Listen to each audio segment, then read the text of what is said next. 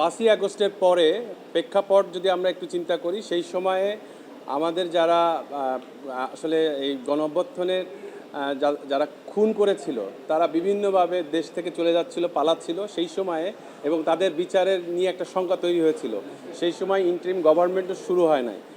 Interim government 8 তারিখে যেদিন শপথ নেয় তার 2 দিন আগে আমি একটা রিট ফাইল করি। সেই রিটে আমি এই ম্যাস কিলিং যে হয়েছিল, অর্থাৎ গণহত্যা যেটা হয়েছিল, সেইটার সুষ্ঠু বিচারের জন্য আমি একটি রিট ফাইল করি। তখন ইন্টারিম গভর্নমেন্ট ফর্ম হওয়ার পরে তখন তৎকালীন যে হাইকোর্টের যে বেঞ্চ ছিল সেই বেঞ্চটি একটু রুল ইস্যু করে যে তাদের যাতে যারা গণহত্যা শিকার হয়েছে তারা যেন সুষ্ঠু বিচার পায় এবং সরকার জন্য নেসেসারি স্টেপ নেয়। সেই রুলটার বাস্তবায়নের জন্য আমরা দেখেছি যে সরকার ইতিমধ্যে আইসিটি যেই ট্রাইব্যুনাল সেটা পুনঃপ্রতিষ্ঠিত করেছে এবং সাথে সাথে কিছু ইনিশিয়েটিভ নিয়েছে এবং অলরেডি একটি মামলার তাদের চার্জ ফ্রেমের অবস্থানে আসছে।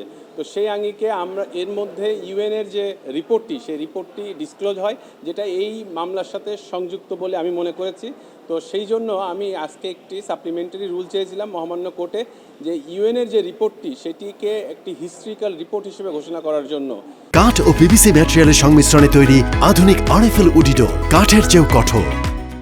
এবং এই ডকুমেন্টটা কেন হিস্ট্রিক্যাল সেটার ব্যাখ্যা আমি বলেছি যে এইটা আমাদের দেশের কোনো রিপোর্ট না, আন্তর্জাতিক একটি ফ্যাক্ট ফাইন্ডিংস রিপোর্ট। তো এই রিপোর্টটা 3টি কারণের জন্য আসলে এটাকে প্রিজার্ভ করার দরকার। প্রথমত হচ্ছে এটা এভিডেন্স হিসেবে কাজে লাগবে, যেটা আমাদের অলরেডি এভিডেন্স হিসেবে ট্রাইব্যুনালে তারা বলেছেন যে তারা এটা নজরে নিয়েছেন।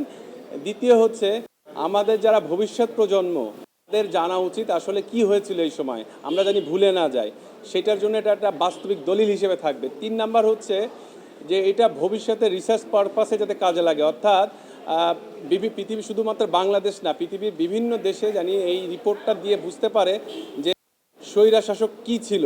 তো এই জন্য এই গ্রাউন্ডগুলোকে আমি সমন্বিত করে মহামান্য কোর্টে আজকে একটি সাপ্লিমেন্টারি রুল চেয়েছিলাম যে এই রিপোর্টটা, ফ্যাক্ট ফাইন্ডিংস রিপোর্টটাকে জানি হিস্ট্রিক্যাল ডকুমেন্ট হিসেবে ঘোষণা করে।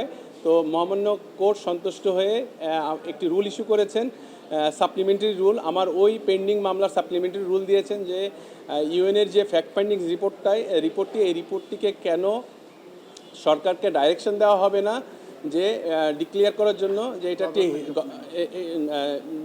এটা একটা হিস্ট্রিক্যাল ডকুমেন্ট, সাথে সাথে এটাকে কেন প্রিজার্ভ করা হবে না এভিডেন্স এবং